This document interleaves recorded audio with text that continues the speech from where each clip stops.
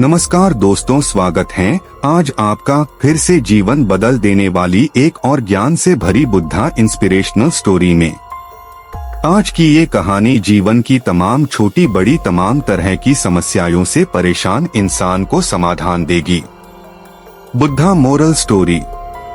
एक किसान अपने गांव की परेशानियों से बहुत दुखी था। किसी ने उसे अपने दुखों के निवारण के लिए बुद्ध की शरण में जाने को कहा। जो कुछ दिनों के लिए यहाँ से कुछ दूर एक गांव में आया है, वह निश्चय ही तुम्हारे सब दुखों का निवारण करेगा। यह सुनकर किसान बड़ी इच्छा से बुद्ध की शरण में गया। यह सोचकर कि बुद्ध उसे उसकी समस्याओं, मानसिक पीड़ा, तनाव और दुखों से मुक्ति दिलाएंगे, वह बुद्ध के पास पहुंचा।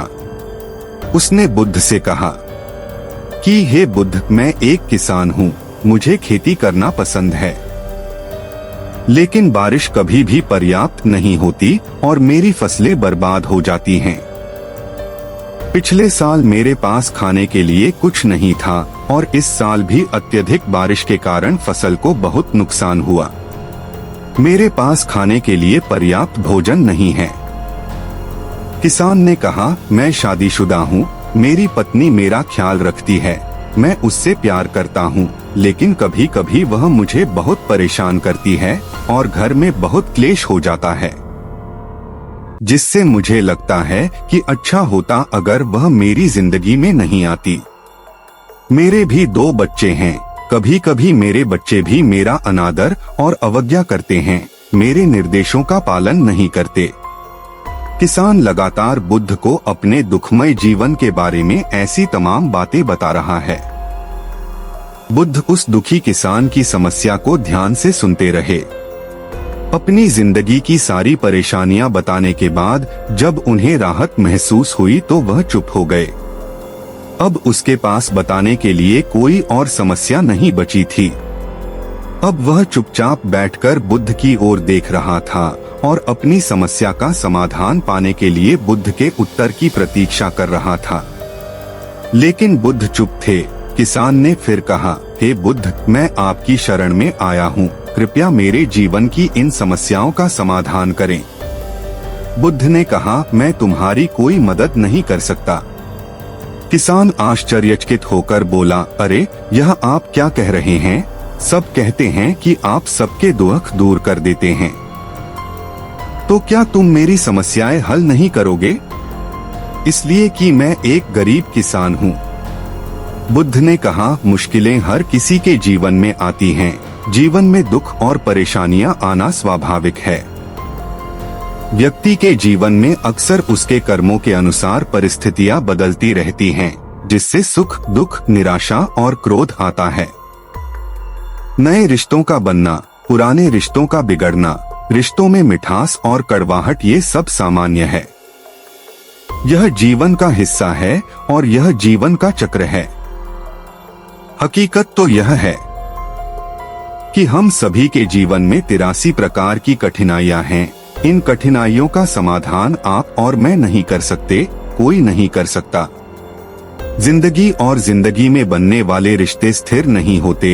एक दिन रिश्तेदार भी चले जाएंगे और जिंदगी भी खत्म हो जाएगी। लेकिन ये समस्याएं वैसे ही रहेंगी जैसे आज आपकी जिंदगी में हैं और कल किसी और की जिंदगी में होंगी।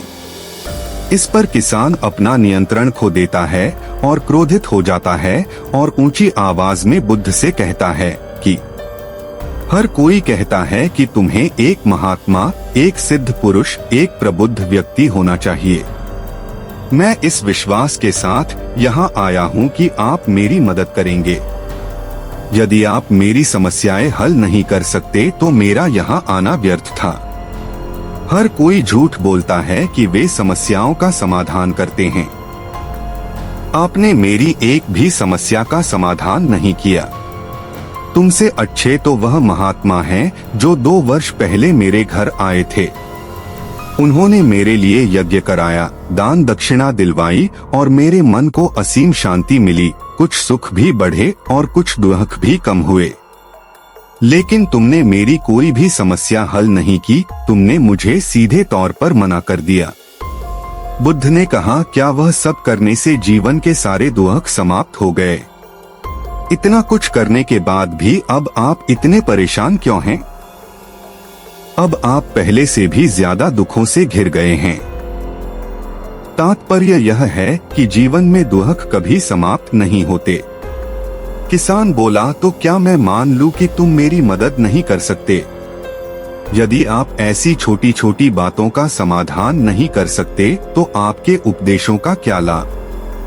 बुद्ध ने कहा, मैं तुम्हारी 84वीं समस्या का समाधान तो नहीं कर सकता, लेकिन हाँ, मैं तुम्हारी 84वीं समस्या का समाधान अवश्य कर सकता हूँ।